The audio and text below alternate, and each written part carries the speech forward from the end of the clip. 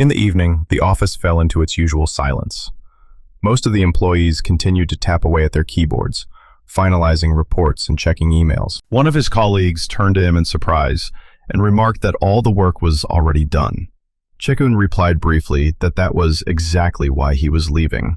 But on his way out, a huge man stepped in front of him, put his hand on his shoulder, and reminded him once again that they had their long-awaited company party today. The man hugged him tightly and realized that So had decided to skip this long-awaited celebration. And So understands that without him, the fun won't be the same. The main character got angry and told them to go and have fun, calling them corporate dogs. He added that if he had less work, he might have gone with them. But he had been working hard every night, and today was the first time he was leaving on time. But suddenly a girl stopped him and made it clear that she could see everything perfectly well, and they had all been working so hard lately. He was delighted, because the only one who understood him was Lee Chi-chen. But suddenly everything changed, and Lee started shouting that they had to drink, and forget all those days they had been working hard. So immediately grabbed his head and realized that she didn't understand him either. And sure enough, everyone had gone crazy from overwork, and he didn't understand how he ended up in this bunch of psychos and workaholics. He deliberately went into public service so he could work calmly and relax well.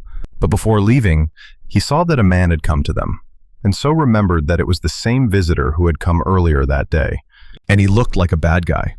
And now he had to hurry and get rid of him. So approached the man and informed him that he had already been there today. And as he had already said, this was an order from above, and there was nothing they could do about it. Lee also heard their conversation and decided to approach them, but So asked the man to come back another time, as it was already late. But the man was rude and asked the young man why he was ignoring him. So replied that he was not ignoring him, that this was actually the procedure. Lee also approached and explained to the man that the center was closed for the day, and if he had any questions, he could come back tomorrow. But the man did not continue talking to them, and, pulling out a knife, began stabbing So, and asking why he was ignoring him. He became reckless and blamed So for everything. He explained that they should have helped him, and that you can't live like this. Living the last minutes of his life, So slowly closed his eyes and thought about what this man was talking about. He just wanted to work peacefully and rest well, but everything changed in the next few minutes. He opened his eyes and found himself in another world. But when he felt his stomach, he realized that everything was fine. Everything changed that day. After suffering deep wounds, he passed out and then moved to another world. And now he was having that terrible dream again. And it seemed like a lot of time had passed since that injury. In this world, his name was Ilmok. But suddenly his uncle turned to him and asked him to bring some water. Ilmok did not keep his uncle Tehen waiting long and immediately rushed to fetch water.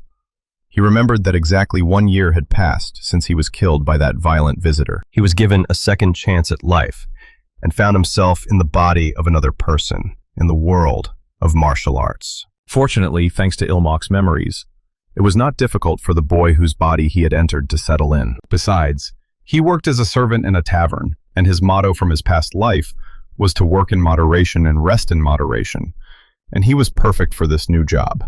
He thought he would be able to work quietly and be idle forever, but that didn't last long. His future burned to the ground. Raising his head, he saw something burning deep in the forest. Meanwhile, their tavern caught fire. At that moment, an old man stood in front of the fire and watched. Ilmok hurriedly ran up with buckets and wondered in shock why their tavern had to catch fire. Ilmok decided that this was not in his spirit at all. Pouring a bowl of water over his head, he remembered that he had to save people first. He asked Uncle Tehen to wait a little longer. He would pull him out right away. But when the old man saw that the young man had decided to rush into the fire, he drew his sword and held it in front of his face. Ilmok was shocked and shouted that they needed to hurry and save the others. But the old man quietly informed him that the innkeeper was already dead, and for him, the noodles were unbearably disgusting. Ilmok immediately realized that this old man had burned everything down because of such nonsense. But the old man still insisted that it wasn't nonsense, and that the noodles were disgusting. And that's why he burned the place down. And he believes that such a guy has no place among ordinary servants. And so he decided to give him a chance to become an apprentice. And if the guy refused such an offer now, he would die where he had last stopped. Ilmok clenched his fist, and suddenly memories of how he almost died flooded back. Back then, he had followed the rules, but he had been stabbed for ignoring them. And here, someone kills because of bad noodles, and burns down a tavern. The old man still held his sword in front of the guy's face and waited for an answer. Ilmak got angry and, calling the old man a piece of shit, was no longer willing to put up with it. He decided to ask him if, by waving his sword around, everything would turn out the way the old man said it would. And now he would let him know that he would never listen to a madman like him. Ilmak asked him to give him back his peaceful life. But suddenly, in a second, everything changed, and a blow flew straight to the young man's head. Ilmak did not expect such a turn of events and immediately knocked him out. The old man's first student did this so that the boy would not say anything unnecessary. But still, Ilmak felt that, unlike last time, he felt at least some relief. He would have said so then. He just wanted to work peacefully and rest well, and everything was so difficult for him. The apprentice decided to ask the teacher what to do with him. Without thinking twice, the old man told him to take him away. Setting off again, Ilmak opened his eyes in the cart and began to scream in fear. The old man was nearby at that moment and saw that he had woken up. Ilmak couldn't believe he was still alive. After yelling at the old man, he was sure he would be killed. The old man suddenly apologized for his lie. And it wasn't him who caused the damage to the tavern. Ilmak was shocked to hear these words and did not understand what was true. But the old man said that the real culprit was the military alliance. They had set him up when he accidentally stopped by the tavern, and they used it as an excuse to join forces. At that moment, Ilmak thought the old man had lost his mind. But he couldn't just dismiss his words. And judging by what he had seen, both the righteous and demonic alliances were essentially just gangs. The main character decided to find out why he had lied. The old man replied that he wanted to see his true nature. Ilmak didn't understand and asked for an explanation, but the old man explained that it was better to die than to become a disciple of the enemy. That's what he wanted to see in his eyes. As he thought, his intuition about people did not fail him. Ilmak did not understand him and still thought that the old man was out of his mind. But besides that, the old man said that the boy had no other choice. He would have told everyone that a terrible enemy had attacked him, but this enemy spared him, a simple servant. And after that, they would surely have killed him and blamed everything on the old man. So he had only two options left: become a student or die at the hands of the fighting union. Ilmak stood up and decided to ask the gentleman's name. The old man noticed that his future apprentice's tone had changed. The old man introduced himself and said his name was Hekran Ilvi. Ilmak immediately thought about it and couldn't remember such a name. But the old man said that the boy might know him by his nickname. In the Central Plains, he was usually called the Heavenly Demon. Ilmak understood that in most novels, the Heavenly Demon was either the main character or the final boss, a symbol of incredible fighting power. He is also the ruler of a demonic cult. Depending on the work, it could be a sect of the sun and moon, a sect of minds, or something else. In short, it simply means the head of the cult. The one thing they all agree on is that he is insanely powerful. In their time, cults are involved in all kinds of crimes, so he would never want to get involved in that. But Ilvi became curious about what kind of peaceful life he was talking about. Ilmak replied that it was simply a desire to live peacefully, and he thought that, if it wasn't some kind of well-known expression, maybe things wouldn't be so bad after all. But suddenly the driver of the carriage said that they had arrived. But Ilvi decided to find out the name of his new student. The boy replied that if he didn't have a surname, he was simply Ilmak.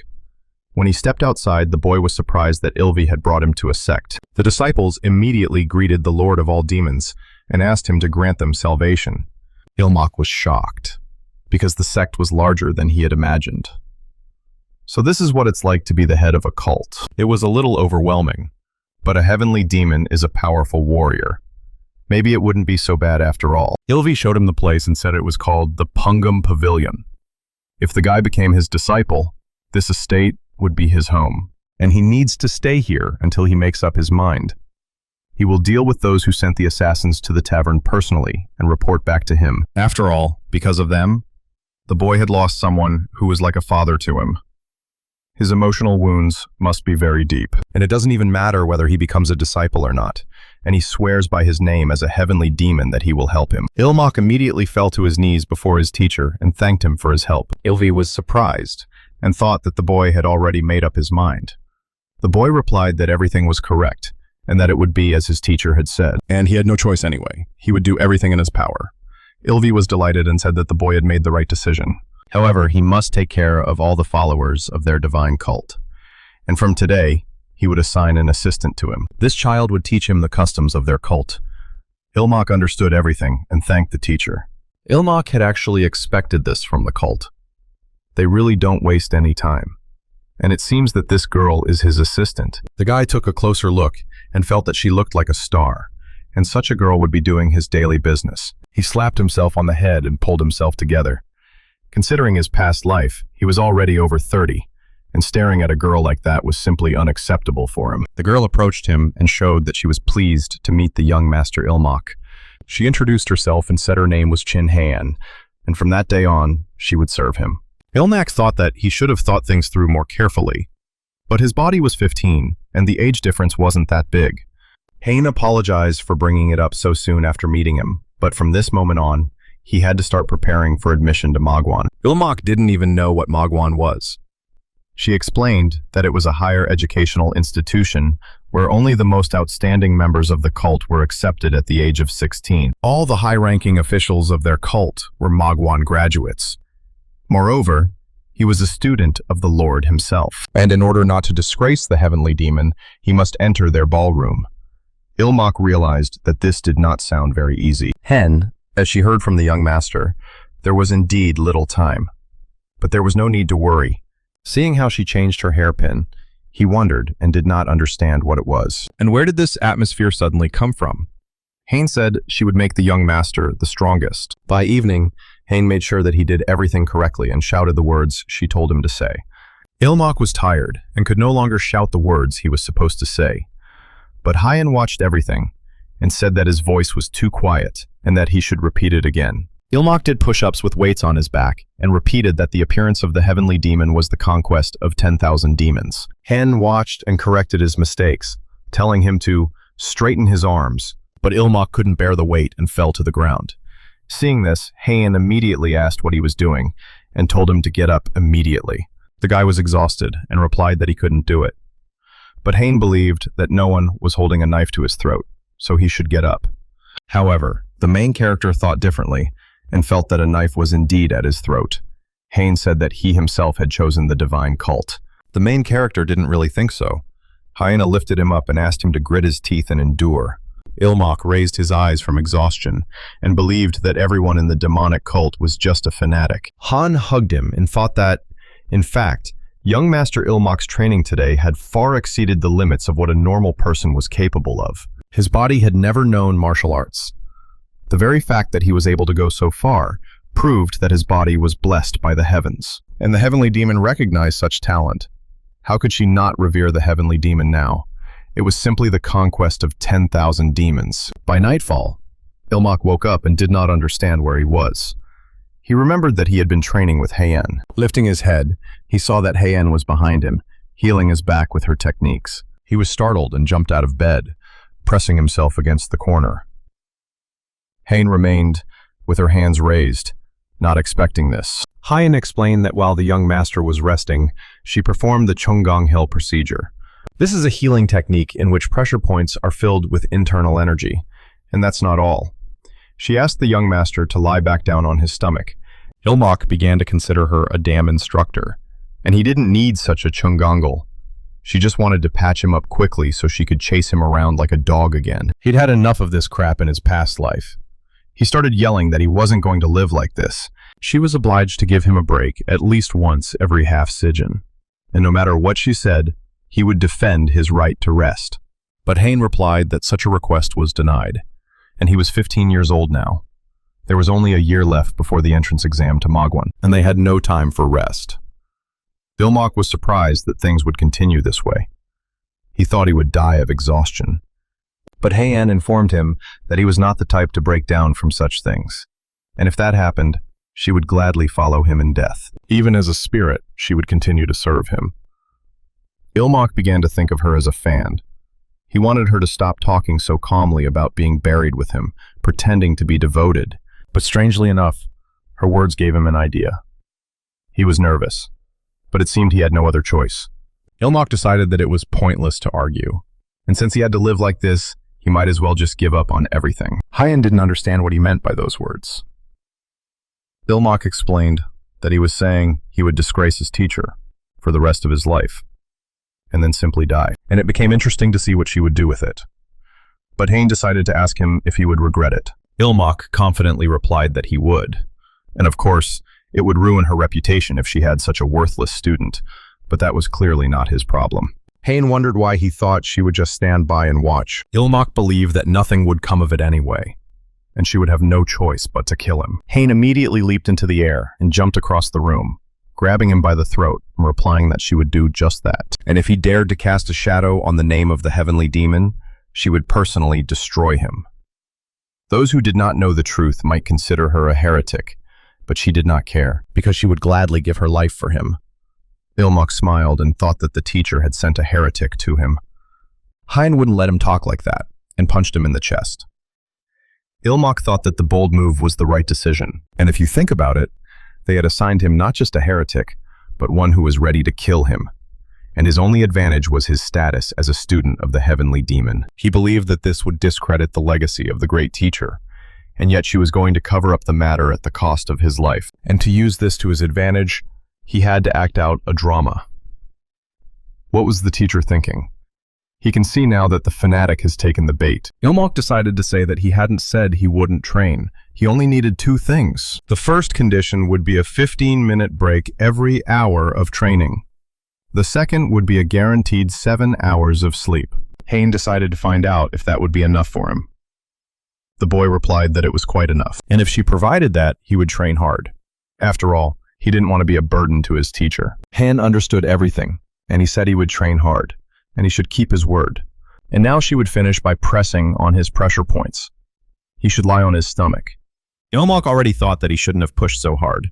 The next day, during training with the heavenly demon, the teacher arrived. Seeing his future student exhausted, he realized that they had been training hard. Hein said that it was thanks to the excellent concentration of the young master Ilmok. At this rate, he would easily master the basics of external techniques. Ilmok believed that he would master everything, and it would be strange if he did not succeed after a year of such training. And without these breaks, he would have already died of exhaustion. Every time, Hein would lift him up at the end of training and take him to his room. But Master Ylvi informed him that starting today, he would be studying demonic arts with him. Ilmok understood that here, in the cult of the heavenly demon, the word demonic did not carry a negative connotation. It represented the very essence of humanity and the power that protected the common people and punished evil. This meant that demonic arts were simply a general term for the combat techniques of the heavenly demon cult, and perhaps they were different from the heretical martial arts he had read about in his past life. However, he was not going to blindly trust anything in this damn cult. Ilmok raised his hand because he had a question. He decided to find out if demonic arts had any drawbacks. Ylvi did not understand this, and did not think that there were any disadvantages to the techniques of their divine cult. He explained that in fact, they only had advantages, because progress was coming very quickly. The guy realized that there were no problems. But the teacher said that there could be side effects. Therefore, the risk of deviation was great, but someone like him could handle it. Ilmok thought that this should have been said right away. He said that, just in case, it was possible to learn about the types of martial arts and their side effects in advance. The teacher agreed with him and was going to explain everything to him, and he should listen carefully and choose. There is an art of explosive demonic sword. It is a destructive sword technique capable of destroying mountain peaks, and the side effect is problems with anger management. Next is the demonic art of bare hands. It is a cruel ice technique capable of freezing everything around in an instant, and the side effect is a problem with hypersexuality. Third is the sword art of the mad soul. This is a sword technique that surpasses the 24 forms of the flowering plum, with its unpredictable moves. The side effect is auditory and visual hallucinations. Ilmok did not understand what to choose. On the one hand, martial arts, on the other, mental disorder. Ilmok became curious. Had the teacher studied all these martial arts? Ylvi replied that he would study them and did not understand why he had asked such a question. At that moment, the guy didn't understand if the teacher was serious with him. Everyone calls him a heavenly demon, but in reality, he is a walking mental hospital. The teacher told him that there was nothing to worry about. The side effects of demonic arts can be overcome. Demonic martial arts are conditionally divided into 3 stages. The first stage is entering the demon, and this is the beginning of the path. The second is the limit of the demon, which is when the side effects reach their peak. Finally, when he gets rid of the side effects, It is the last stage of overcoming the demon. Ilmok became curious. What if someone never overcomes the demon in their entire life? The teacher put his hand on his shoulder and replied that this was precisely why he had chosen him. Does the boy remember how his teacher tested him the first time? If the student's heart was pure, he would be able to overcome the demon. Ilmok began to wonder what would happen if he couldn't. The teacher told him to decide which martial art he would choose. Ilmok realized that his teacher was asking him to choose right now. In that case, he wanted to learn the art of the soul-stealing sword. The art of the soul-stealing sword is characterized by continuous, smooth movements. And they say it steals the enemy's soul, hence the name. A side effect is obsessive-compulsive disorder. He thinks he can handle moderate obsession, so he chose it. Besides, it's better to strive for perfection to increase your chances of survival. However, he does not know if everything will go according to plan. The teacher immediately suggested starting with the basic stances, and he will show them to him slowly. He asked the student to watch carefully. Ilmok approached Hen and took his sword. The teacher began to demonstrate the first technique of the art of the sword, called soul stealing, extracting the soul. He tells the student to pay attention. This movement involves drawing the sword while simultaneously blocking the opponent's attack. First, he needs to put his right foot back, and at the same time, he must draw his sword along the trajectory of the strike, parry the attack, and prepare for the next movement. The teacher asked him if he could repeat it. Ilmok replied that he could and thought that the explanation sounded wise, but in essence, you just need to pull the sword out of its sheath. Ilmok tried to demonstrate this, and, pulling his hand back to draw the sword, he stopped in the middle of the movement. He was very surprised. The teacher approached and said that it was not just about the hand holding the sword. He should also pay attention to the angle of the sword and the scabbard. Ilmok understood everything and demonstrated it on the second try. The teacher praised him because he did well. He informed him that he would make it a little more difficult and asked the student to repeat after him. Ilmok began practicing with his teacher and grasped everything perfectly the first time. He felt that he was succeeding and was impressed that he was young and learned quickly. The teacher decided to tell him that he would now swing his sword slowly, and he should use the extraction of the soul to parry the blow. Ilvi began to swing his sword, and Ilmok, seeing this, immediately reacted and parried it with a movement of his hand. The teacher liked this and told him to continue in the same way. Ilmok did not stop and parried everything. Ilmok suddenly realized that he had not practiced this stance, but was blocking the blows instinctively. At that moment, he began to consider himself a genius. By evening, the teacher told him that he had mastered the basics of extracting souls, and he had done a very good job. Ilmok, covered in sweat, thanked the teacher. He saw his hands shaking and did not understand if it was really his body. The teacher's last blow was so fast that he barely managed to follow it, and he reflected it without the slightest delay. But the teacher decided that he would spend the remaining time teaching him how to work with internal energy. Ilmok was ready for anything, no matter what needed to be done. Sitting in the lotus position, the teacher explained to him that since he had started late, he would personally help him with energy circulation. And from that moment on, his internal energy would flow through his meridians, according to the technique of the soul-stealing sword art. He did not need to miss a single sensation and should only follow his own flows. Ilmok began to experience strange sensations. Something awakened in him that he had never felt before, and the teacher's inner strength, gentle but irresistible. And thanks to this invaluable lesson, he was able to memorize the flow of internal energy and the location of the meridians. A few minutes later, the teacher congratulated him on entering the path of the art of the sword that steals souls. Ilmok was immediately delighted that he had managed to form an energy core the size of a bean. The master told him that now that he had entered the realm of the demon, he should strive diligently to overcome it. And he could see that the student had made very good progress. So today he would have dinner with the other students. Everyone would gather in the main hall. The teacher thought it was the right time to get acquainted. Ilmok replied that after washing, he would come to the teacher's chambers. The teacher accepted his words and made it clear that he would wait for his student. Ilmok was surprised that he was already being invited to dinner. He also understood that in the future, they would become rivals. Hyun, hearing this, let him know that she would help him prepare. Ilmok accepted her words and thanked her. He understood that in the end, they would have to fight in place of the heavenly demon, and he just wanted to live quietly and peacefully. But Ilmok became curious about what art Miss Chin was learning. The girl replied that she was learning the art of small frost, and now the guy understood why frost appeared on her. Hein confirmed his words and replied that everything was correct. But then the guy was suddenly very surprised when he realized something. He began to think about the side effects of this art. While washing, he was just now beginning to get used to what Hein was doing, and she had to study the art of small frost. After all, the side effect is insatiable lust. And if Chin-hen succumbed to this side effect, then things could get a little more interesting. Hein sensed his thoughts at that moment and decided to put an end to it. She picked up the bucket of water and poured it right on his head in one go. She said that, for his information, the side effect of the art of small frost depends on the practitioner. Ilmak was surprised and decided to find out what the side effect was for women.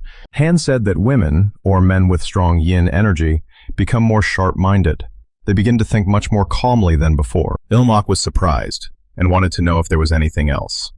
He understood that compared to other demonic arts, this was too mild. Hein remembered that they said their ability to empathize, things like compassion, would be dulled. The guy understood this as them becoming psychopaths.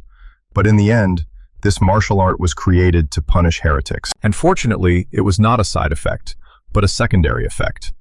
The guy thought it was a side effect of fanaticism. The guy decided to apologize for the misunderstanding. And he realized that when she grabbed him by the throat, it wasn't just a threat. She really wanted to kill him. And now he had to be more careful. But the most important thing for him was just beginning. And if Hein's words are to be believed, he is the 8th disciple of the heavenly demon. However, half of his disciples died, either from side effects or in clashes with righteous sects. Including himself, only 4 remained. The survival rate of the heavenly demon's disciples was about 50%. He understood that it would not be easy, but he was ready to survive anyway. Ilmak came and greeted his teacher and older brothers. He promised himself that he would not die until he found a life full of laziness and peace. The teacher told him to come closer and ordered the others to greet him properly. The teacher introduced Ilmak and said that he was his youngest student in recent years. Suddenly, laughter rang out beside him. The guy said he was glad to meet his younger brother. He introduced himself as Wee Jin Hak, his older brother. Wee Jin Hak possessed the art of the bloody demonic sword of Mara, and the side effect was uncontrollable rage. Not ordinary anger, but true, all-consuming rage. Fortunately, he unleashed it on the masters of the Central Plains and corrupt officials, earning the nickname Mad Demon and becoming the enemy of the entire martial arts world. And so, he managed to avoid the demonic limit of the art of the bloody demonic sword of Mara. And the important thing is that he only avoided the demonic limit, but did not achieve overcoming it. This means that Wei Jihan could explode at any moment. In essence, he is a time bomb. Ilmak approached and made it clear that it was an honor for him to meet his older brother. Wei began to laugh and patted him on the shoulder, and the guy thought he shouldn't be fooled by that stupid smile. Still, the atmosphere wasn't so bad for him, and that made him happy. But he thought that the third brother should be closer to him in age from his past life. It would be easier to get along with him. Ilmak approached the third brother to introduce himself, but suddenly a stick flew past his face. Ilmak immediately fell silent. In response, he heard the third brother ask him why he was greeting him twice. He believes that his younger brother is already burying him.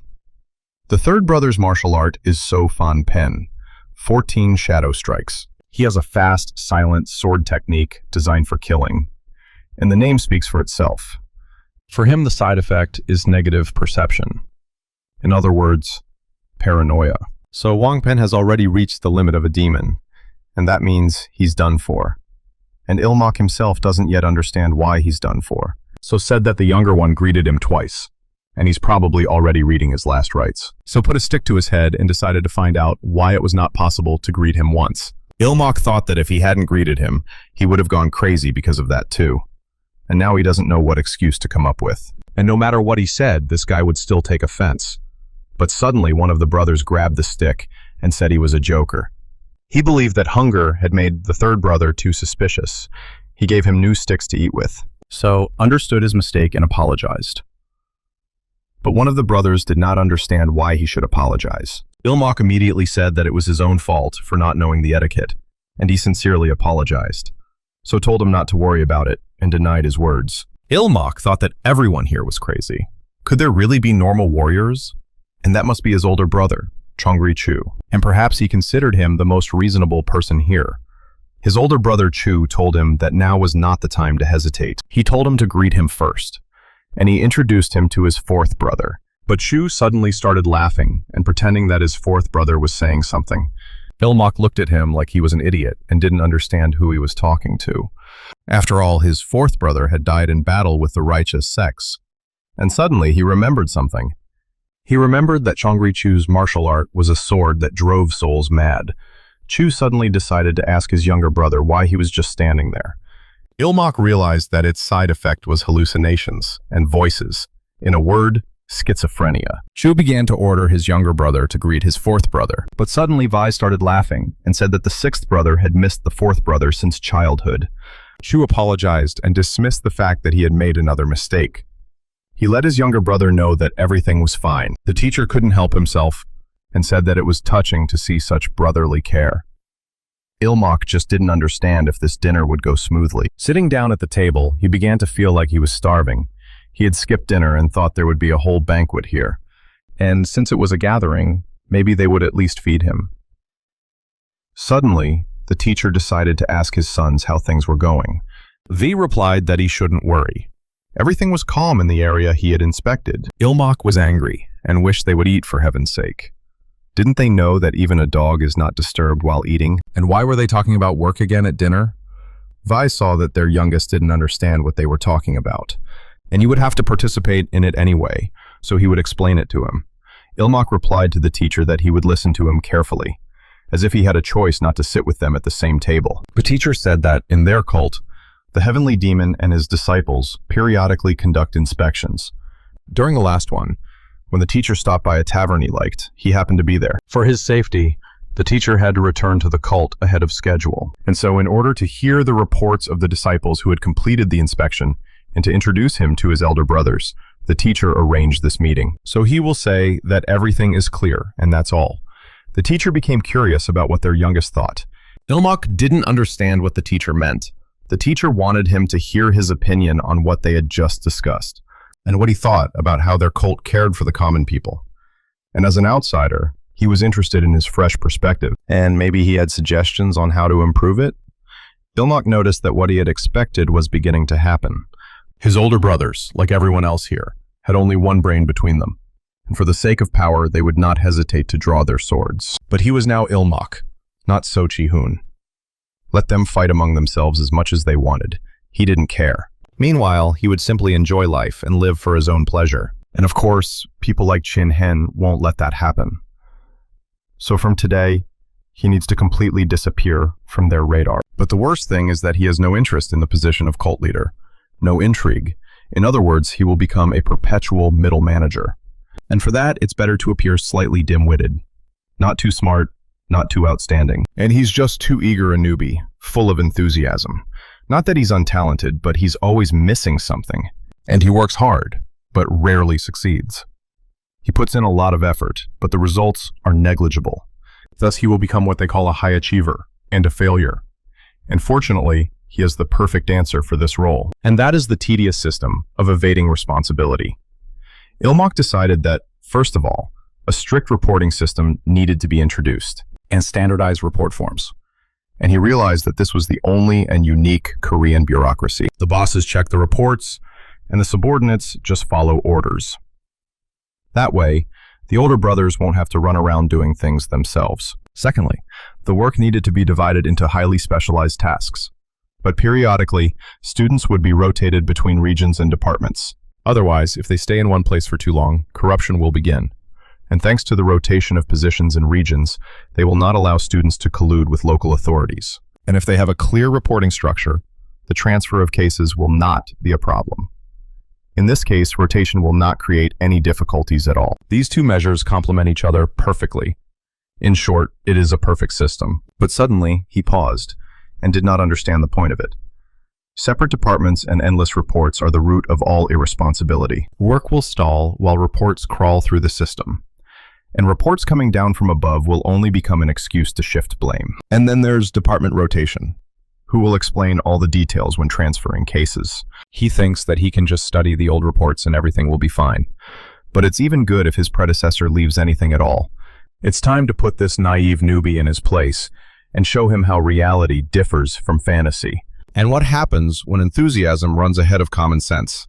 And for the sake of such a lesson, he is even ready to get a slap in the face. Vi approached him menacingly, put his hand on his head, and began to laugh, saying that their junior was much smarter than he thought. He even considered the possibility of collusion among the leadership, a system that even takes into account the doctrine of their cult. Ilmak didn't understand what was wrong with his brother. That wasn't what he meant at all. But the teacher saw how he was striving for perfection, and it seemed that the side effects of the art of soul theft were already making themselves felt. And when you think about it, he hadn't practiced martial arts for a day, but his mind and intuition were equally sharp. He let him know that he would call in later, and they would discuss it in more detail. Ilmak did not refuse, and agreed. But the master was already tired of talking, and suggested that the students stop talking about work and have a drink. Ilmak wanted someone to stop this. He believed that Korean bureaucracy may be outdated, but compared to the chaos of the martial arts world, it was a model of order. As he later learned, there was no system at all in the demonic cult. It was pure madness. The heavenly demon's orders were absolute, and that was all. He had misjudged the situation and made a big mistake. Ilmak decided he wanted to go outside and get some fresh air. Hyan asked him to return before the outdoor training began, but Ilmak understood that, in any case, this would only add to his workload. His schedule was already packed, and now he had to study doctrine as well. And now he doesn't know when he'll be able to rest in this situation. And he probably wants most of all to find something for his soul. But suddenly he saw a strange girl in a red dress in front of him. The girl was embarrassed when she saw the guy, but Ilmak understood that he was already in his 30s, and he wasn't the type to be embarrassed by a cute child. Besides, the girl was frightened by the appearance of a stranger. In such a situation, the main thing was to calm her down by behaving like an adult. Ilmak decided to talk to her like an adult, and, addressing her as a child, decided to find out what she was doing there. The girl was too shy to tell him, so she pointed to her doll, which was stuck on the rock. Ilmak immediately told her to trust him, and that he would pull her doll out right away. The girl didn't have time to warn him that it was very deep there. As soon as Ilmak entered the water, he immediately sank to the bottom. But Ilmak knew how to swim and pulled out her doll. He really just wanted to show off. And that's how it turned out. The girl thanked him for getting her doll. Ilmak patted her and smiled in response. But he figured at least he didn't get wet for nothing. But he wondered what she was doing here alone. The girl was actually just playing with her doll. No one plays with her at home. Everyone just keeps saying that she needs to practice. Ilmak realized that this girl was in the same situation as he was. He introduced himself to her and asked her name. The girl introduced herself too, and said her name was Senna. Ilmak suddenly suggested that they meet here again tomorrow. Senna was surprised, and couldn't believe that he had really suggested meeting tomorrow. But then Ilmak changed his mind and suggested meeting every day at lunchtime, and she would play with him every day. Sina asked him to promise. The boy did not refuse her, and promised, and they would meet at this time every day. And he promised her that he would be here at the same time tomorrow. After that, Hay noticed that the student had been in a good mood for the past few days. Had something good happened to him? Ilmak practiced and did not answer her questions. He decided to blame it on the fact that the lessons were going very well. At this rate, he would master the doctrine in 6 months. Haina thought that the master was right about that, but Ilmak didn't understand what else could be going on. In the end, he lied without even realizing it. But if Haina found out, she would definitely not allow him to see Senna, and he would protect his short precious time for rest at any cost. Suddenly, the teacher approached them and said that he had good news. The students immediately fell to their knees and greeted the Lord of 10,000 demons. The teacher said that the student's previous idea was indeed good. However, it was a little detached from the realities of their cult. He should examine the cult with his own eyes and suggest improvements. But no matter how well his training was going, if he spent too much time on leisure, it would be detrimental to the main cause. Ilmak replied to the teacher that he was still imperfect and had much to learn. Hearing this, the teacher ordered him to leave tomorrow. Besides, if Hyan went with him, he could train on the way. That way he wouldn't have to worry about falling behind. In fact, that was what Ilmak hated most. The teacher left this conversation for later and said that today they would study the technique of stepping and levitation. There was little time, so it was important not to fall behind. At that moment, Ilmak began to miss Senna. Meanwhile, she was also at training, and the teacher asked her what she was doing. She ordered her to concentrate. Senna came to her senses and apologized. She immediately began practicing striking wooden boards with her fingers. Hein looked at her and suddenly decided to speak to her, but then changed her mind at the last moment. She told her to continue training until she returned. Senna, seeing that she had left, immediately became sad, and she realized that she had almost broken the tradition without even noticing it. Now was the most important time, and she asked Senna for forgiveness. But she was so talented that she broke the board into several pieces with a single blow. She asked God to let Senna wait a little longer. But Senna was already ready for anything, and she was succeeding at everything. Looking at her nails, she saw that they were all bruised after such strong blows. The next day, Ilmak realized that he was leaving, and of course he didn't have time to warn Senna. If only he knew where her family lived, he could have at least sent her a note. He mentally apologized to Senna, telling her he would be back soon, and that she needed to be patient a little longer. Suddenly, a young man approached them on the road and said he was pleased to meet them. He introduced himself as Chang Ho. He had been assigned to protect the young master Ilmak. The next young man also introduced himself and said his name was Guangmu. They hoped that they would get along well with the young master. Ilmak responded in kind and realized that these were the people his teacher had assigned to him, and then the teacher himself would not be traveling with them. That was actually great because he could pretend to be inspecting everything while actually relaxing. He decided to buy Senna a gift. He didn't even know what children liked in the world of martial arts. But unexpectedly, before entering the carriage, Hein stopped him and said that he would not be riding in the carriage. Instead, he would run alongside them. Ilmak was surprised and didn't know what Mrs. Chin was talking about. He didn't understand her. Meanwhile, the carriage drove off, and Ilmak remained where he was and watched them leave. He didn't waste any time and ran right after them. He asked the lady what she meant. Hen replied that it was also part of the training. Yesterday, he had learned the technique of light footwork from the heavenly demon, and now he needed to keep up with the pace of the carriage using it. She could see that the young master's back was crooked. He needed to focus. Their posture had to remain straight in any situation, and rest was only allowed during breathing exercises. By sunset, Ilmak was already exhausted because he had been running behind the carriage all this time. But he didn't last long, and just before Kutz left, he collapsed on the ground behind the cart. He didn't understand what kind of rest this was. Even if it was training, it was breathing exercises in a shaking wagon. He barely managed to calm his raging energy, but he never really rested. Hein picked him up and thought he had done a good job. And now they would immediately begin cleansing and meridian exercises. But at that moment, Ilmak wanted a little decency for himself. But Hein said that today's doctrine classes would begin in an hour. Until then, he should be kind and prepare the materials. Ilmak felt that it was very difficult for him to move, even though the lady was helping him. The next day, he felt much better. He walked around the city with his defenders. He understood that exploring the village was indeed useful. Why should he care about improving the demonic cult? Besides, if he suggested something, he would end up with more work. And even if something came to mind, it was better to play dumb. What if Hein decided to ask him what he thought about this place?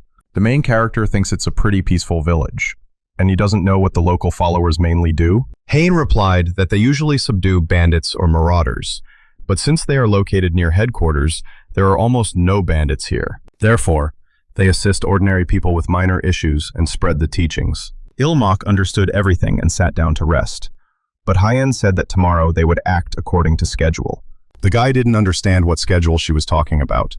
Hein replied that until they found a way to improve things, shouldn't they travel around the whole of Xinjiang? And the next village was more than 1,000 li away, which meant, hearing about such a distance, Ilmak asked her to stop. He told her that he had a brilliant idea, and it would definitely work. Hein was surprised and decided to find out what this idea was. The guy asked her to bring him an ink brush and paper, but Ilmak understood that he couldn't say he had no ideas at all. The problem was that, given the rules of the cult, he wouldn't be able to implement even 10% of his ideas. Still, it's better than nothing, the guy thinks, but in this form, it's not quite finished. And besides, won't it create new problems? And then he could use it as a basis, and for the rest, he would act differently. Defender Ho was shocked that the young master had written so much after only observing for half a day. Perhaps the rumors about the young master's brilliant mind were true. Hein asked him if he was referring to the time when the young master proposed the reporting system. Ho replied that this was correct. He had thought it was just a rumor, but looking at him now, He no longer had any doubts. Guan also believed that having many ideas was not always a good thing. These ideas had to bring real benefits to the cult. Ho patted him on the back and hinted that he was being too strict. But Guan believed he had spoken the truth. Han also suddenly agreed with the guard mule. Just because there are many ideas does not mean that they are all good. However, young Master Ilmok was different. Ho saw that she believed in him so much. But Han said that when it came to leisure, the young master was second to none. After setting off, Han looked at the document that the young master had given her and decided that it was an excellent plan. As the young master said, they could return to the fortress. The heavenly demon would surely be pleased. But Ilmok believed that one important element was still missing. It was not yet perfect. He didn't understand what it could be. He thought about the side effects of the sword, but he decided that the main goal was the children, and children must be treated with care. Besides, it reminded him of Senna. Suddenly, Hain grabbed his shoulder and told him not to move. He was curious about the suddenness of it. Heren opened the door of the wagon and saw mounted bandits approaching them. Although they were too organized to be bandits, they were most likely deserters, and the guards must be planning to destroy them in one fell swoop. All they had to do was watch quietly from here. Ilmok was lost in thought at that moment, and Han couldn't get through to him. The bandits surrounded the wagon, and the leader had already decided that they would kill the men and sell the women into slavery. But one of the bandits started shouting that they never wanted to become bandits. At least they still had a conscience. He told the others to be careful and not get hurt. He didn't want any unnecessary bloodshed. He understood that it was too late for regrets. He ordered them to give up everything, and in return, they would spare their lives. Of course, he felt sorry for them, but he couldn't let his brothers go hungry. And yet, really, if only they could live with dignity. Guan and Ho jumped out of the cart and immediately set out to kill. But Ilmok opened the back door of the cart and ordered Guan not to kill the old man. But Guan was already too late to stop and cut off the old man's head. Seeing this, the bandits realized that they had lost their boss. Guan immediately reported that the boss had been defeated. Hain also wondered if it was really necessary. But the bandits also learned that they were from a demonic cult and decided to kill them all. Han-san said that these two warriors could easily deal with ordinary bandits, but she didn't know why all this fuss was necessary.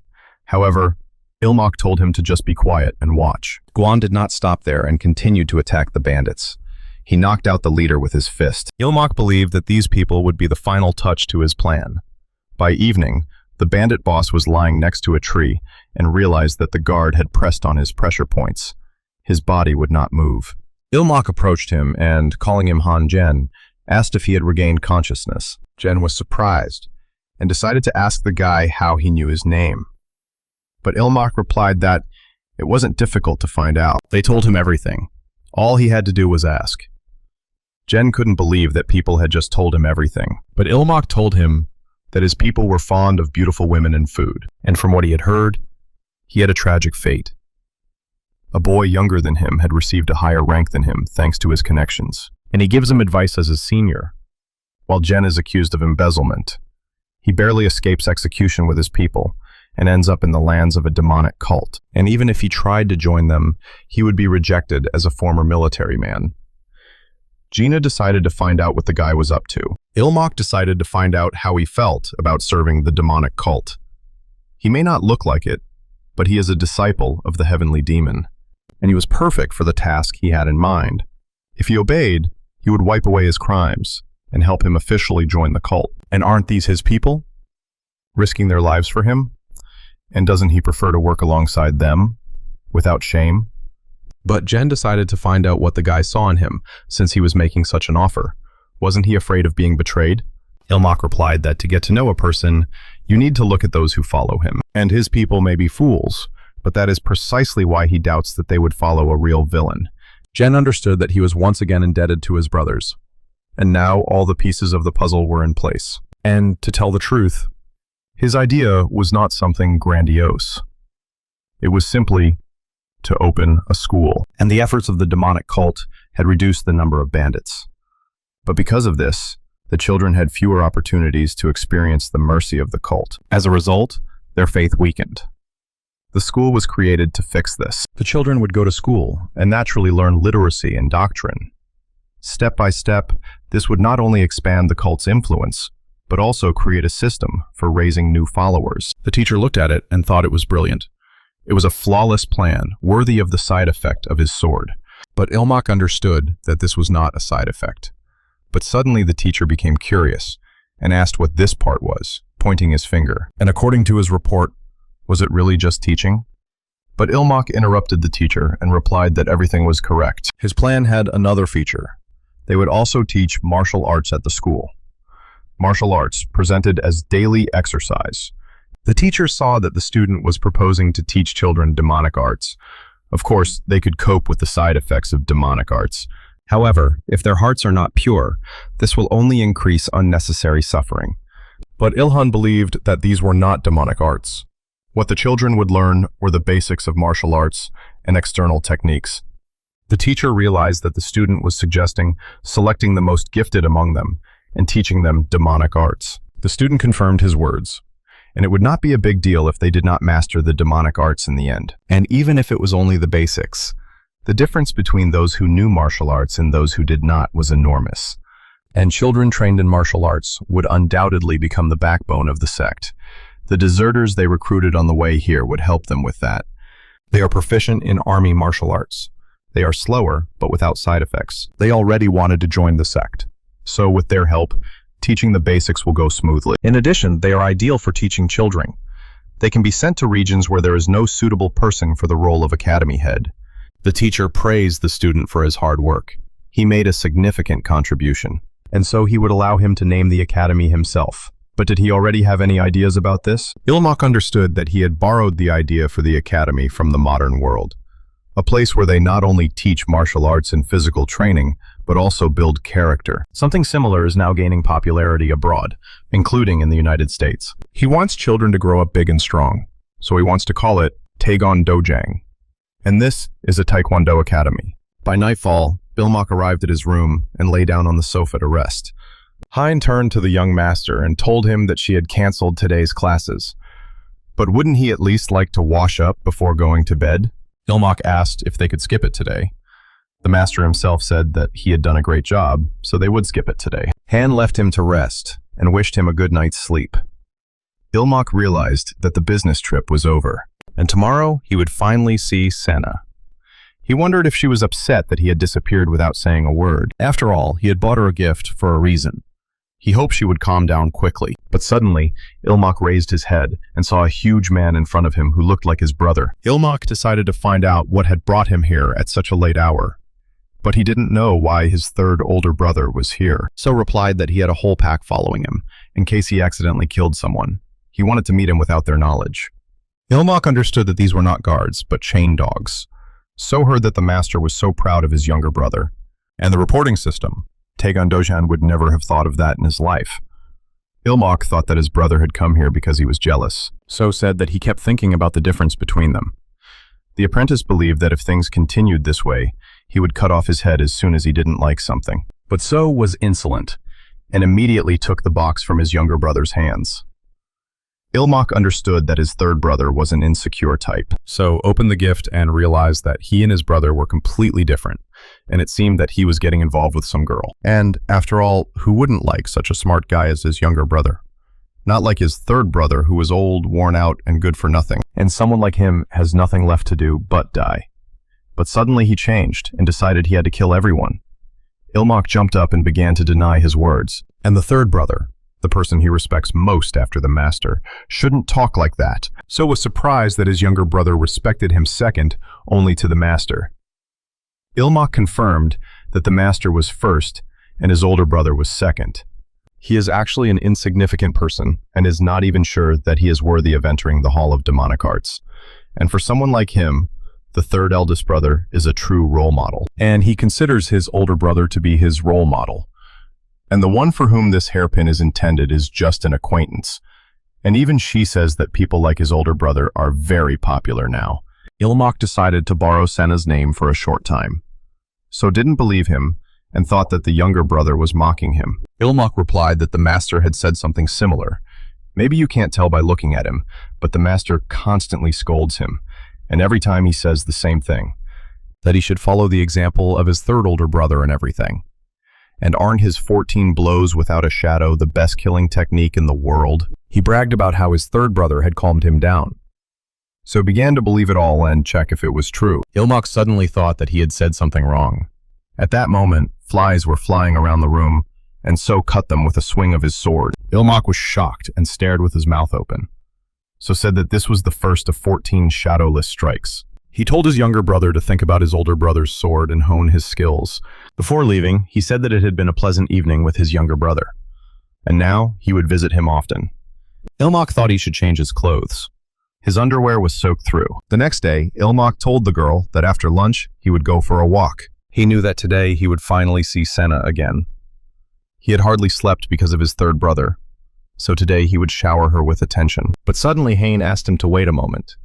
The student was surprised and decided to find out what had happened. Hein said that the student had not been able to study yesterday, and so she wanted to make up for lost time today. But Ilmak replied that he could see that Miss Chen also needed time to recover, but he couldn't understand why she was treating him this way. Han said that the young master's progress was far more important than her, and perhaps there was some other reason why he couldn't study right now. The student understood that he couldn't tell her the truth, that he was going to meet with Senna. Ilmak decided to lie again, and replied that there was no reason.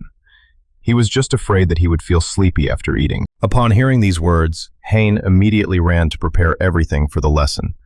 He mentally apologized to Sina and promised that he would come to her tomorrow. Meanwhile, Senna was standing in front of the clan, but did not dare to go inside. Sitting at the study table, Ilmak wrote, but at the same time rubbed his eyes. Han saw this and thought that he hadn't slept well. The student replied that this was true and that he hadn't been able to fall asleep right away. But in reality, it was because of his third older brother.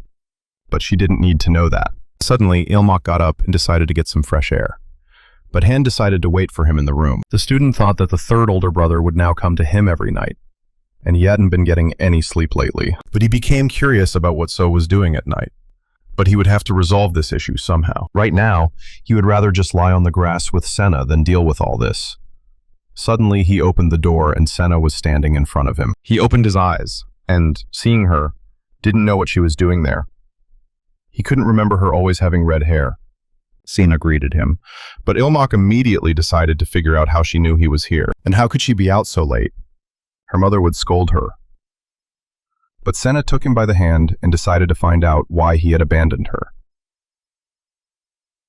They had promised to play together every day.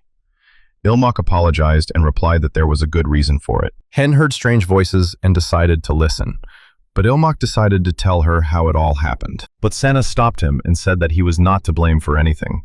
After all, he was a student of the heavenly demon himself. Sina knocked him to the ground and said that she understood everything and that he would go with her. She squeezed his shoulders so tightly and believed that in her clan they would eat, sleep, and play together. Ilmak saw that she was hurting him and that her strength was showing. He asked Senna to come to her senses, but Senna believed that she would take full responsibility for him. Ilmak realized that the truth he had been running from all this time was suddenly coming back to him, and the very thought of it took his breath away. That Sina had also mastered the demonic arts and become a full member of the sect. Suddenly, Hein approached them and addressed the young gentleman, asking why he was standing still when he had said he would go and check. When Senna saw the woman, she thought she was an enemy and immediately set out to kill her. She said that it was Han who stood in the way of Ilmoka, and for that, she would definitely kill her. Hein dodged her attacks and realized that she was possessed by a demonic spirit. Ilmoka asked the lady not to harm her. This child is simply under the influence of a dark demon. He asked her to simply neutralize her. Hein seized the moment and stopped her movements with an icy blow. Sena felt a sudden chill in her body and stopped. Hein asked the young master if he was all right. Ilmak replied that he was fine, but that Senna was more important, and he didn't understand what had happened to that child. Heina explained that she had used a minor demonic technique to temporarily slow her movements. Since she hadn't affected her blood flow, she would soon be able to move again. But suddenly, Senna woke up and immediately began to attack the young lady. However, Ilmak pushed her aside and took the blow himself. Ilmak was wounded. But Senna decided to ask him what he was doing and told him to get away from her quickly. If he stood there, she would not be able to kill her. She asked him not to say that they were dating. Sina didn't wait for an answer and decided that was the case. She started saying that he hadn't come to her because he was with her. But Ilmak suddenly hugged her and apologized, and she was very worried when he disappeared without saying a word. This was because he had an urgent assignment from his teacher. Therefore, he did not even have a chance to talk to her. In fact, he kept their meetings a secret from everyone. If he had told her earlier, she wouldn't have worried so much. But then their time together would have been in jeopardy. He didn't like that at all, so he simply apologized to her for being selfish. He decided to ask her if she hated him very much. Senna replied that she didn't hate him at all, and she began to apologize for his injured shoulder. Ilmak said that everything was fine, and that it didn't hurt at all. But Heian suddenly decided to ask the master when he had become close to the heiress of the Hecarim clan. Ilmak was surprised that she also knew Senna. He realized that she had said that Senna was from the Hecarim clan. Heian replied that it was true. She was the only granddaughter of the Hecarim clan. Judging by the young master's reaction, he really didn't know about the customs. The student did not understand what custom she was talking about. Suddenly, Heian turned her head to the side and saw a woman from the Hecarim clan approaching them. He promised her that he would explain everything in detail later. Now was not the time to talk about it. She understood that the woman from the Hecarim clan could hear everything. Ilmak saw her and decided to find out who she was. Heian replied that she was from the Hecarim clan, and the one in front is Lady Manhwa. She is Shona's mother from the Hecarim family. Ilmak realized that this angry face was exactly like Shiona's when she was angry. Senna realized that her mother had come for her, and understood that she was very angry. Ilmak promised that he would talk to her mother, and asked her to wait here for a while. Ha-hoon wanted to know what he was going to do. The student replied that he should talk to her first. Ilmak went out to meet her, and told her that he thought the weather here must be harsh for her. He said it was an honor to meet her. She was standing before the 8th disciple of the heavenly demon. He decided to ask the lady if she was all right. The lady replied that she was. And first of all, she wanted to ask him something. What were his intentions regarding the young lady? Ilmak replied that he did not understand what she was talking about, but the lady asked him not to pretend. She knew perfectly well that Sina had come here herself to find him, and that meant they knew each other. But Sina would never approach anyone first. So it turned out that the young gentleman had some kind of intention and had broken with custom.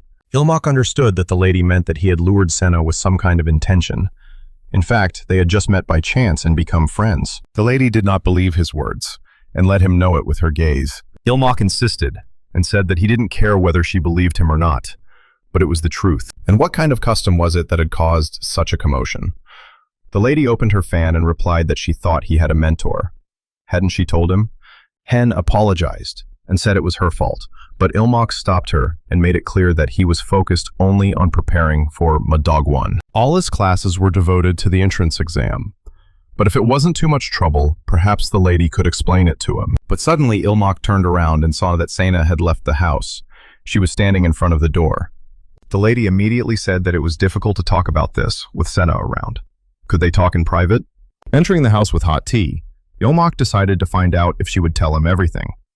What was this custom that could not be discussed in her presence? The lady answered and began to explain that girls from the Hecarim family were taught the art of the lonely claw of the bloody tiger from childhood. A side effect of this art is an extreme obsessive nature, and she would say it directly.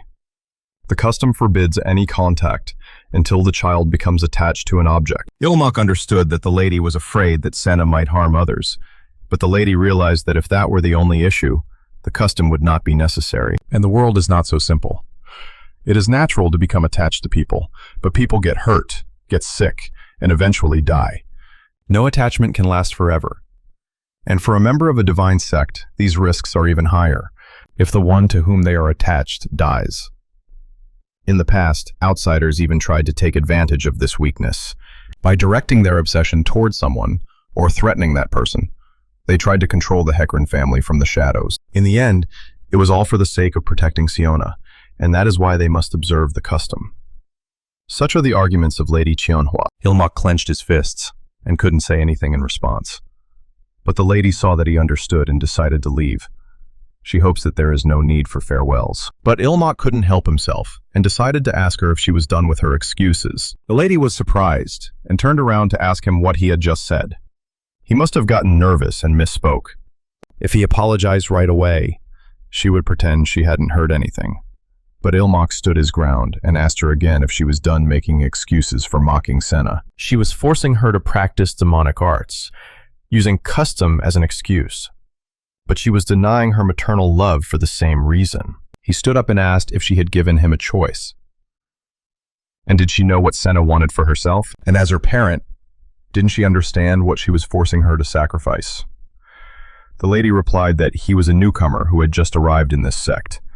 So what could he know about what was going on here? And did he even know how much pain he had caused this child? Ilmok replied that he did not know. But he knew one thing. It was all because of her lies and lack of faith. The mistress became very angry and began to drain the demonic power herself. She headed to attack the young man.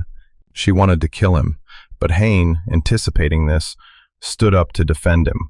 But the master himself ran up behind her and stood in front of her. The lady saw the elder and immediately stopped. She fell to her knees and began to greet the Lord of Demons. The master told Ilmok that he had rushed here so that his student would not be late for training, and had witnessed a sight he had never seen before. He had many questions, but first he wanted to ask one thing. He asked the student what he meant when he dared to speak of a lack of faith in this divine sect. Meanwhile, Senna was still sitting on the street, crying with shame. At that moment, on the second floor, the master was furious. The master ordered his disciple to speak. What did he really mean when he spoke of faith? Ilmok knelt down and replied that all the side effects of demonic arts could be overcome. That's what the master had told him when he first started learning demonic arts. And what did he see now? They were acting as if Sina was doomed to succumb to the side effects, as if the lady did not believe in her own clan. Ilmok approached her and explained that the faith he had spoken of was that she, as Senna's mother, should believe in her a little more. Sina is still a child, but she is not stupid or weak. She can cope with the side effects of the art of the lone claw of the blood tiger. And even if she experiences a deviation of chi, with a little help, she will be able to pull herself together. And you, madam, know this better than anyone. The lady was surprised by these words, and decided to ask the young master why he believed in Senna so much. Ilmok replied that Senna was a child of the great and proud HEIR clan. After discussing everything, the lady opened the door, and Senna was already waiting for her. When the lady saw her, she realized that she had been there all along. She told her to follow her. Sina turned to her mother and said she wanted to tell her something, but her mother asked her not to say that she wanted to come here again. Sina clenched her fist and replied to her mother that she understood everything correctly, and she would become worthy of the HEIR clan, and she would eat whatever she was given and train even harder. Her mother listened to her and asked if she would study hard too. Senna replied that of course she would. She was very happy that her mother was beginning to understand her. Meanwhile, the teacher told his student that this little girl from the HEIR clan was already head over heels in love with him. Today, he got off with a minor injury, but one day, these side effects could cost him his life. Did he really think he could handle this child?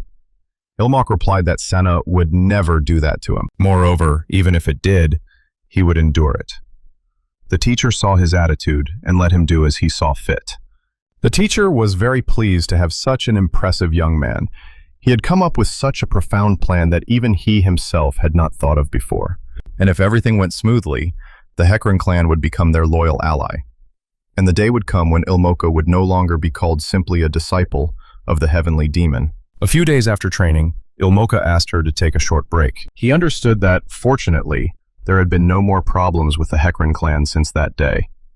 But suddenly, Senna ran up and jumped right on her brother. And he understood that no one would dare to interfere with a matter that the heavenly demon had personally taken care of. And although he was scared to death at the time that the master would be delayed, Ilmok decided to ask Senna if she had trained well today. And yet he was right to go against them. Senna replied to her brother that she had been working hard, but he believed that even in a demonic cult, many things were permissible, but mocking children was too much. Besides, if he couldn't even allow himself such moments of rest, he would surely go mad soon. Sina also decided to ask her brother what he had been doing today. Ilmok suddenly remembered that he wanted to give her something as soon as he saw her. He had recently been on an errand for the master. He saw it and immediately thought it would suit her, so he bought her a gift. Would she try on such a gift from her brother? Senna took it, and it was her own gift from her brother. Sina decided that she might get it dirty. She would wear it on some very important day, The student understood that if things continued this way, it could be considered that she was quite stable in controlling the side effects. Suddenly, Ilmak noticed someone and decided to find out who it was. Looking closely, he saw that it was the brothers So and Vi coming towards them. Ilmak stood up and greeted the brothers. No one knew that So came to see him every evening, and he didn't know what Vi was doing there. So said that he was actually just accompanying his brother. Ilmak didn't understand why he would do something so unpleasant. He said that the first Sahan was very concerned about staffing issues in the Red Dragon Corps. In short, they wanted the younger brother to help them. Vi also said that rumors about the genius of their younger sage were spreading everywhere. And would he share his wisdom with that stupid Saken? Ilmak understood that if he refused him to his face, he would simply explode with anger. He decided to find out what the problem was. He realized that he had no choice but to listen to him in silence. He listened and asked his brother Vi, and he was afraid that he didn't know the answer either. Vi replied that everything was fine. How could it be easy to choose a person, especially when it came to the deputy commander of the Red Dragon Corps? If it were easy, he wouldn't have come to him. Ilmak sighed that his brother hadn't exploded and that he didn't have any more work to do. The perfect answer. V suddenly saw Senna, and at first did not understand who she was, but then learned that she was a young lady from the Hekran clan. He had heard that she had been visiting their youngest sage frequently lately. We became curious about the gift she was holding in her hands. He took the gift from her and thought that the hairpin would not open, and he would help her now. We tried hard to open it and saw that it was tightly closed. Ilmak told her to loosen her grip and it would open. Sina was afraid and asked him to return the gift because he could break it, but Vi did not listen and broke the gift in his hands. When Sana saw this, she was shocked with anger. She didn't know what to do now because her gift had been broken. Senna decided to ask him how he dared to break the gift her brother had given her. She threatened to kill him, but Ilmak managed to cover her mouth so she wouldn't say anything she shouldn't. We confirmed that it was his fault. Ilmak didn't yell at him and said that everything was fine. But Vi thought that the main thing was that everything inside was intact. Ilmak took the gift and asked her not to cry. Senna took the gift in her hands and said it was from her little brother. Vi saw that their bond was deeper than he had thought. Han told her brothers that they would calm Senna down and asked them to leave her alone for a while. V apologized to his younger brother for his foolish brother Sahin causing so many problems and leaving like this. He would return, so they would see each other again soon. Ilmak understood everything and told them to take care of themselves. In fact, he hoped they wouldn't come back. So Vi wasn't as quick-tempered as he thought. And maybe he could behave a little more freely with Vi. Senna said that the great young master was an idiot. When Vi heard this, he stopped immediately. But Ilmak asked her not to say that. He didn't understand what would happen if Vi heard her. Vi turned around and asked what the girl had just said. Ilmak didn't understand him and asked her to repeat it. Vi understood what he wanted to hear and asked her to repeat her words again. Hyan asked the young gentleman to wait. Ilmak also asked Senna to apologize to Sahan. So he started yelling at the younger one to shut the child up. Senna immediately started yelling that the great young master was an idiot, since he couldn't even open the box. They didn't have time to calm her down, while V was already at his peak, and Ilmak realized that it was the end for him. Ilmak remembered that Vi had called himself an idiot a minute ago. But why did he get so angry when someone else called him an idiot? He decided that first, he needed to take Senna to a safe place. Ilmak decided to change the subject and said that he had a solution. V calmed down and didn't understand what solution he was talking about. Ilmak offered him the Juraknan squad. Let them appoint the third commander of the squad as deputy. It's the best move. Vi said he was weaker than everyone else, but it didn't matter. He understood that it was too late to say that Senna didn't mean to insult him. And he believes that since Vi is the commander, combat power is not so important, and changing the subject is his only chance. And he sees that the third commander of the squad is the best at paperwork. He will be the perfect support for him. Vi understood that the junior commander wanted to say that since he was an idiot, he should appoint a smart third commander. Seeing that Vi is attacking him with his blow, he realizes that it's too late to dodge, and he decides to at least block it. He gripped his sword tightly and urged his body to move faster, but V struck so hard that he broke his sword into small pieces. Ilmak felt that his brother was so strong, even after he used the flying sword that captured the soul, and the fact that he was able to parry the blow was already a miracle. He dreamed that So would do something about this madman, So saw that everything was leading to a fight.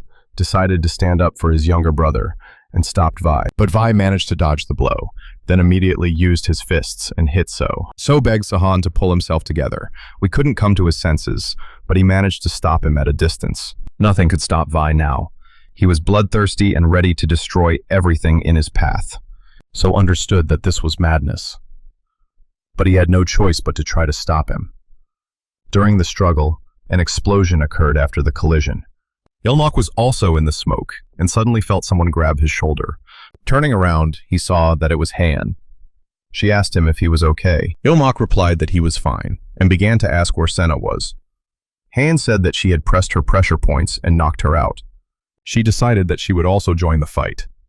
Ilmok tried to stop her, but she told him to take advantage of this opportunity and run. Ilmok understood that there were already so few of them. They needed to call for help together. What was the point of joining the fight? But the difference in strength was too great.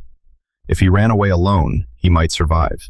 But if he did that, this guy was the only way to save everyone. V couldn't stop himself and began attacking Han, launching a magical attack with his sword. Meanwhile, So was wounded and lay helpless on the ground. Han was already attacking him, but Vi grabbed her by her clothes. He threw her so hard that she was stuck right into the ground. Han couldn't do anything. We kept saying that he had to kill everyone. He raised his sword to finish off Han. Ilmok saw this and called him an idiot. We heard these words and stopped immediately. His younger brother told him that his head was only good for wearing a hat. And couldn't you see who he was talking to? Did his older brother really want to fight? But Vi flew into a rage and attacked him, threatening to kill him. And so the deadly chase began. Seeing this, Henna began to shout at the young gentleman to run away. Ilmok turned around and began to run away from his older brother. She tried to get up, but So managed to stop her, telling her to rest.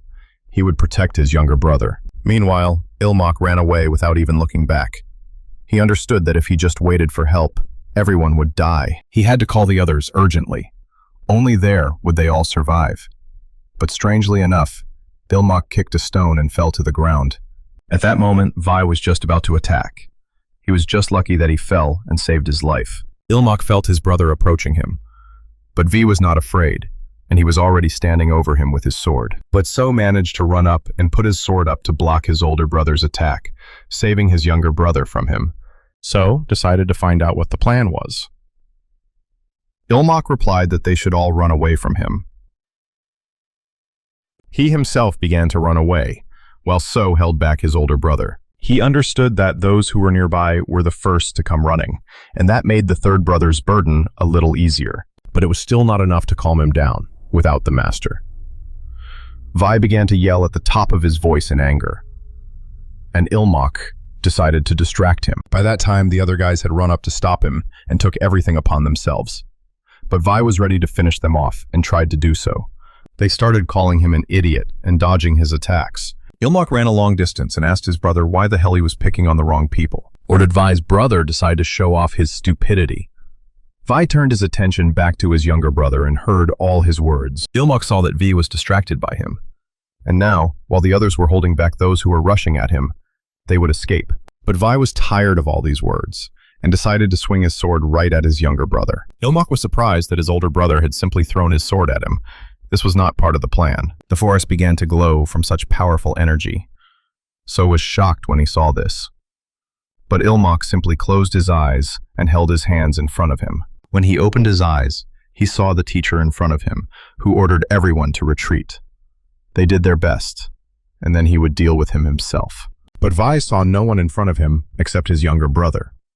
The teacher noticed this, and, turning to him, used a binding technique. He mentally bound him with iron chains, and V tried to resist them, so much so that even the crack beneath his feet showed his strength. He fell to his knees, unable to move any further. The teacher asked him again if he should repeat it once more, but Vi didn't care. He didn't understand what he was doing and tried to break free from all the chains. But the teacher realized that he did not understand and used his magical demon eye. Seeing this, Vi began to say that he humbly greeted the Lord of all demons. Ilmok, seeing this, also collapsed to the ground from exhaustion. So and the other warriors tied up their older brother. Ilmok now realized that their master was indeed a heavenly demon. The next day, V's rage was quickly suppressed. Fortunately, there were no casualties. so his punishment was limited to confinement in the meditation hall. Since Senna was the cause of the riot, even the Hecarim clan did not object to such a lenient punishment. However, there was one snag. Suddenly, someone knocked on his door, and he allowed them to enter. He saw that Hein had come, and realized that they would never take a break. Hen said that they were starting class, and that the master should open the book. Ilmak raised his hand and told her to look at it. How could he study in this state? But the lady decided to ask him if he wanted to practice external martial arts. That wasn't what the guy had in mind. But she warned him that if he exerted himself with such injuries, there could be complications. She understood his eagerness, but for now, he needed to be patient and study theory. But after her, the master entered and decided to find out how his student was doing. They were both surprised that the master had come to them personally. Hein immediately fell to her knees and humbly greeted the Lord of all demons. But when he saw Ilmak starting to get up, he told him not to strain himself and to stay where he was. Ilmak replied that he was fine, thanks to the art of the healers. The master was pleased, but in fact, he had come to reward him. Thanks to his quick wits, the damage was minimal, and his past achievements were great. Ilmak was shocked by the reward from the heavenly demon himself, and he became curious about what it was. The master said that he was giving him the elixir of their order, Pakmadan, and at the same time he would give him more time to train. Ilmak thought about it and hoped that this did not mean that he would have to work even harder. Meanwhile, Heian cried and said that the Lord's mercy was truly boundless. And the master remembered and said that the first Seiken wanted to see his younger brother, and if you didn't mind, he would make an exception and allow them to meet. What would the younger brother say to that? Ilmak was not particularly eager to see the great Seiken again, but whether he wanted to or not, he would have to meet him anyway. He decided to find out if the doors to that hall were sturdy. After all, if Vi got angry again, he would have to restrain him. Immediately after that, he climbed with his master to the abandoned mountain where his older brother was imprisoned. He fearlessly followed his master. But in his mind, he was thinking about what he would say to his brother. Coming out from around the corner, the master said that they had arrived. Ilmak looked up and saw huge doors in front of him.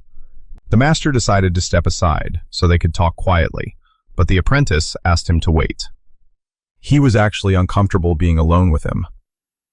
Was Vi still angry about the words he had provoked him with? He knocked on the door and, introducing himself, asked if his older brother was there.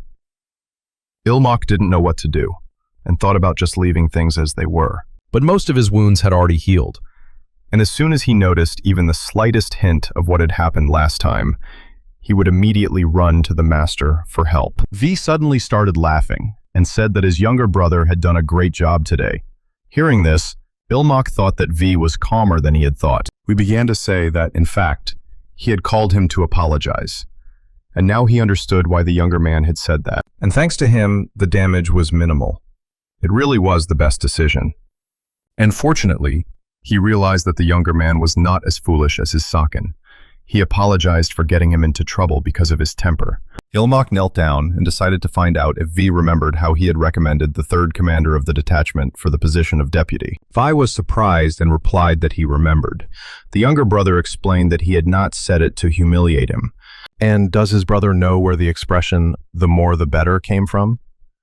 General Han Xin once said that Han Gaozu could command an army of 100,000 soldiers, but he himself was the more, the better.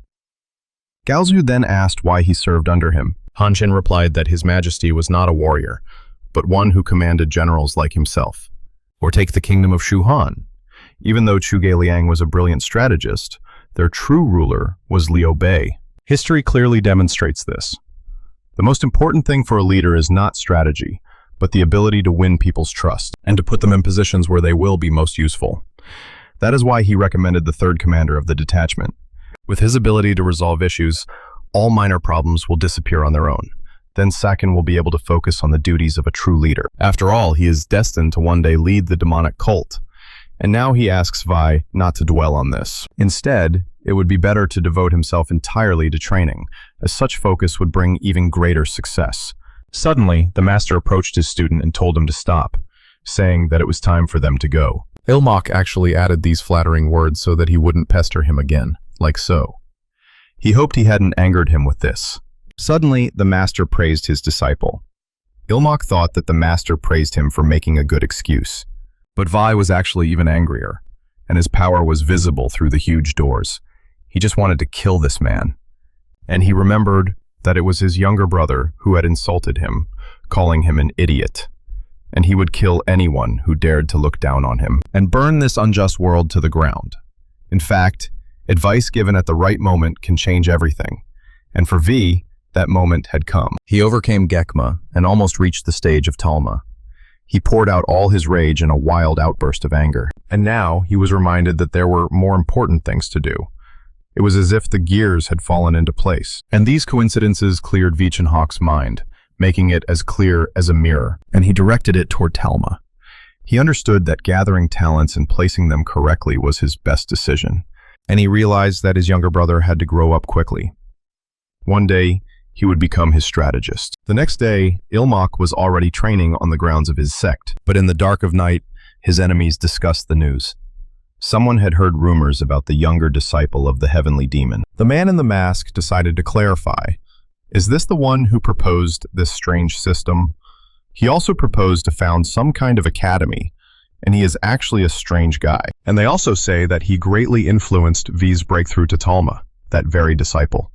And if he continues to hang around V, he will become a big hindrance. The guy replied that there was some sense in that.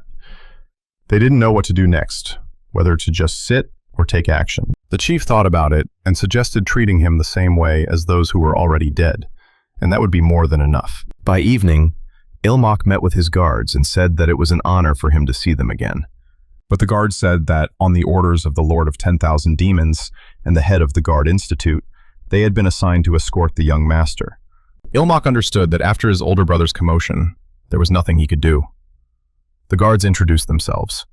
The young master felt uncomfortable with so many supervisors around him. Ilmok responded in kind and made it clear that he was also at their disposal, and he believed that he should be grateful that they had sent people he knew. Guan informed him that they would keep their distance while guarding him, so they would not cause him any inconvenience, and then they would say goodbye until the moment of danger. But Ilmok did not want to see them again for anything. He saw another man and decided to find out who he was. The guy replied that his name was Gyeon Mun from the 100 Ghosts sect, and he asked to be loved and cherished. Ilmok remembered and asked if he was from the very same Gyeon clan, one of the 5 great demon houses. Yes, and from the 100 Ghost sect. But what was someone like him doing here?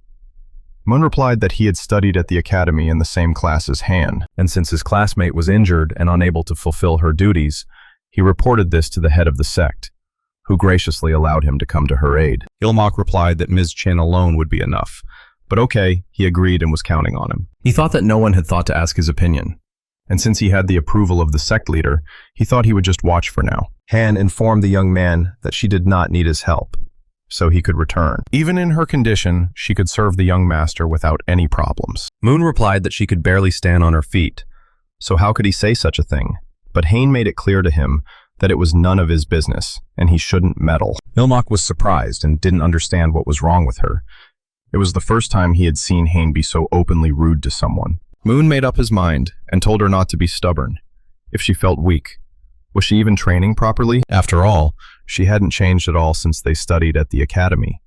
She had wasted her talent and ruined her body.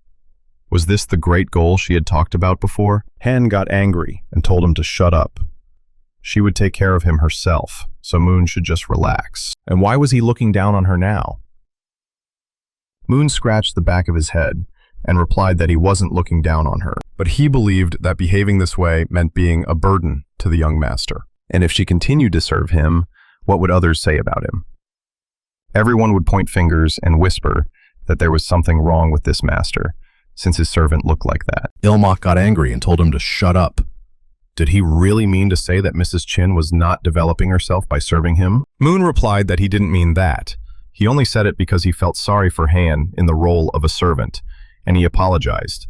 But Ilmo said that whatever his intentions were, he would no longer tolerate such words, and Mrs. Chin was not a burden to him at all, so there was no need to worry. Heian thought about this and became lost in her thoughts. The master saw that she was ignoring him and decided to slap himself in the face. He did not understand, and was angry that Moon had been sent here. And how could he now diffuse this icy atmosphere? Moon made up his mind, and said that he would deliver the message and go prepare for his duties. Ilmok was surprised and told him to stop. He warned him that if he was going to talk nonsense again, he'd better keep quiet. Moon suddenly approached her and handed her a medicinal plant he had picked up along the way. He was actually a busy man and needed to return to the sect of 100 ghosts. So let her take it and get well soon. The gentleman was shocked and didn't understand what it was at all, but Hein paid no attention to him and wandered in her thoughts. After that, Ilmok met Senna and decided to spend some time with her. But the girl was crying and begging her brother for forgiveness. Ilmok explained that what happened to her older brother was like a natural disaster, and it's not worth taking it so close to heart. But Senna saw a strange guy and asked who he was. Moon introduced himself and said that he was temporarily serving the young master instead of Han, and he would be happy to work with her too. Senna immediately asked her brother if this man could serve him instead of that girl. She thought he seemed much better than Chin. Ilmok decided to recall when Chin had behaved so badly towards her. And, to be honest, if it were up to him, he would also like Moon to become his servant. Since Chin had stepped down, training had become much less difficult, and now there was a newcomer who could be teased. The problem was that this seemingly good-natured guy with a cute face, he only showed his anger towards Chin. But after yesterday, he had a pretty good idea why. It was probably like in elementary school, when a boy teases a girl he secretly likes. He decided that if he could get them to make up, it would solve the problem. But first, he would make them work together. They are young and full of energy, so all he has to do is create an opportunity, and everything will work out. He suggested this to Heian, and she immediately refused, saying that she categorically refused to work with Moon. Ilmok saw that she was so adamant that he didn't even know how to respond. But Ilmok became curious about what they were doing here. They didn't even show up for training, and it turns out that all this time they were copying sacred texts by hand. But hadn't Lady Chin learned all this long ago? Heian replied that since her presence was a burden, she had been preparing texts for the young master to study on his own. Ilmok grabbed his head and wondered why Moon had blurted that out. Suddenly, he decided to say that this Gion had no idea what tact was. He was sitting right there, and Moon started sweeping the floor right in front of him. All that dust was flying into his and Senna's noses, and she had no idea how uncomfortable it was without Mrs. Chin. Meanwhile, Heian wrote on a piece of paper and sought solace. But Ilmok stood up and said he hadn't heard her, and decided to ask her if she had said something. But Heian remained silent in response, and Ilmok decided to ask her what they were like at the academy. They didn't always behave like this. Could it be that she had disliked him from the very beginning? But Heian did not answer and remained silent, slowly putting down her brush. She made up her mind and said that she had hated Guyan Moon from the very first moment.